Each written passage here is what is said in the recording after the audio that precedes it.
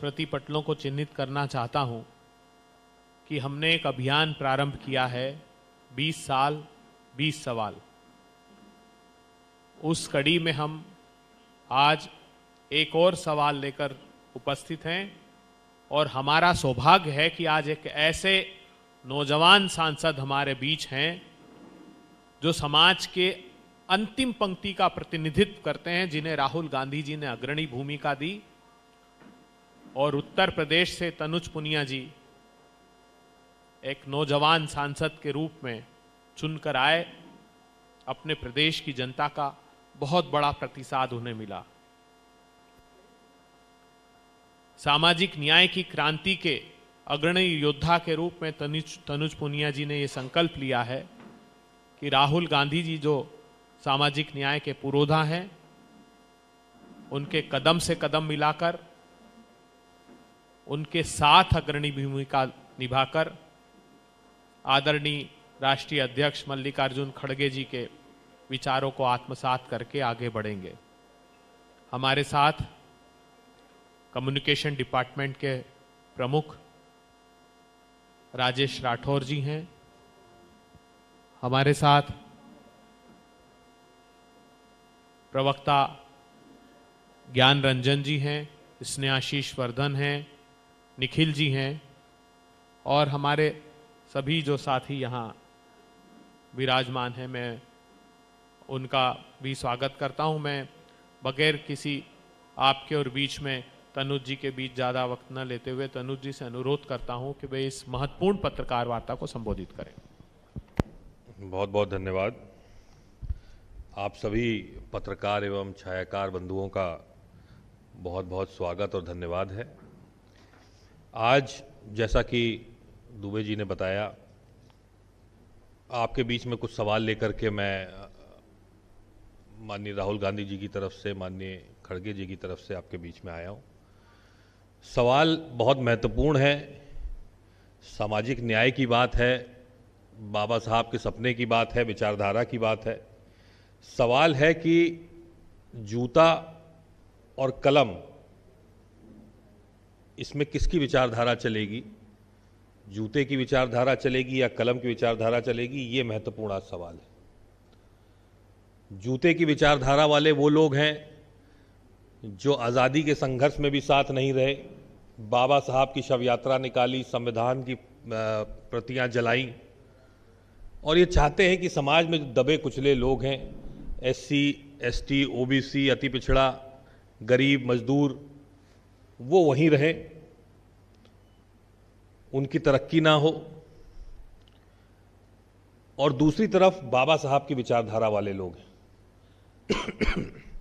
बाबा साहब की विचारधारा ये कहती है कि जो गरीब है, जो असहाय है, वंचित वर्ग है, उसके हाथ में कलम थमाना, कलम की ताकत से अपना और अपने परिवार का और देश का भला करें, उसकी तरक्की करें, देश को और मजबूत बनाएं। ये बाबा साहब की विचारधारा है। तो ये जो वैचारिक लड़ाई है, जूते और कलम की लड़ाई, ये सवाल है आज का। भारतीय जनता पार्टी और RSS के लोग ये चाहते हैं कि जो दलित और वंचित वर्ग है, उनके हाथ से कलम छीन के और जूता पकड़ा दिया जाए दोबारा।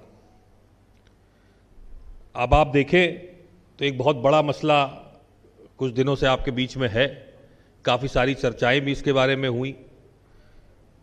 जो हमारे चीफ जस्टिस गवाई साहब के ऊपर उन्हीं के कोर्ट रूम में जूता उछाला गया, फेंका गया। ये केवल एक सिंपल साधारण हिंसा का वाकया नहीं है, ये एक विचारधारा के ऊपर हमला है। भारत के दूसरे अनुसूचित जाति के चीफ जस्टिस और पहले बौद्धिस्ट चीफ जस्टिस के ऊपर इस तरह का हमला करना उन्हीं के कोर्ट रूम में एक बहुत मतलब निंदनीय कहिए कि कुछ भी कह लीजिए, मतलब इससे बुरी हरकत मुझे नहीं लगता आज़ाद भारत में कभी हुई। और ये केवल उनके ऊपर हमला नहीं है, बल्कि बाबा साहब की विचारधारा के ऊपर हमला है। ये सामाजिक न्याय का जो इनकलाब एक तरह से मान लीजिए चल रहा है, जो लड़ाई चल रही है, जो हम लोग लड़ाई लड़ रहे हैं, राहुल गांधी जी जो लड़ाई लड़ रहे हैं, ये उसके ऊपर हमला है, ये हमारे संविधान के ऊपर हमला है, उसकी विचारधारा के ऊपर हमला है। वो चाहते हैं कि जिस तरह से बाबा साहब ने हम लोग को सशक्त बनाया, मजबूत बनाया, पूरे समाज को मजबूत बनाया, और उसी मजबूती के बदौलत जस्टिस गवाई साहब वहां तक पहुंचे, ये उनके हाथ से कलम छीन के उनके हाथ में जूता थमाने का काम फिर से कर रहे।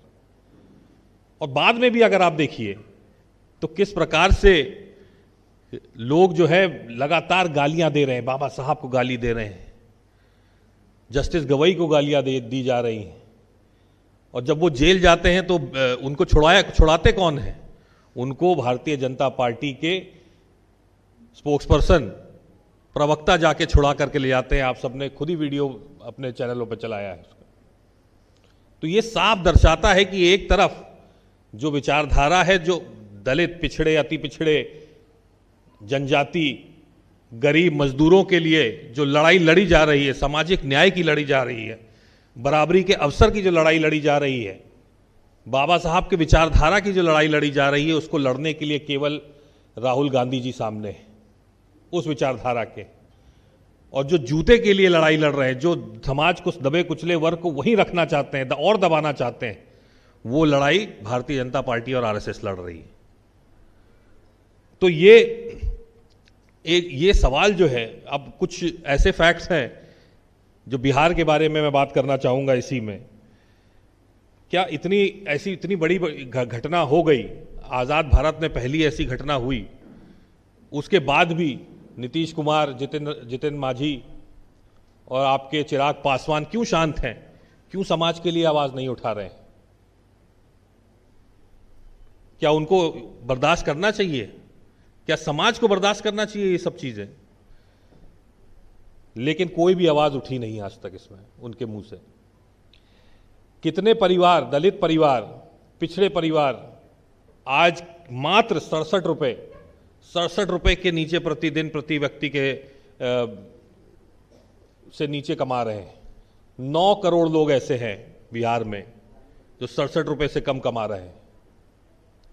साथ ही साथ आपके ज्यादातर परिवार 60%, 70% तक के अलग अलग जातियों के, जो अनुसूचित जातियों में आते हैं, अति पिछड़े में आते हैं, 70-78% तक ऐसे समाज के लोग हैं जो आज गरीबी रेखा के नीचे हैं, 200 रुपए प्रतिदिन से कम कमा रहे हैं।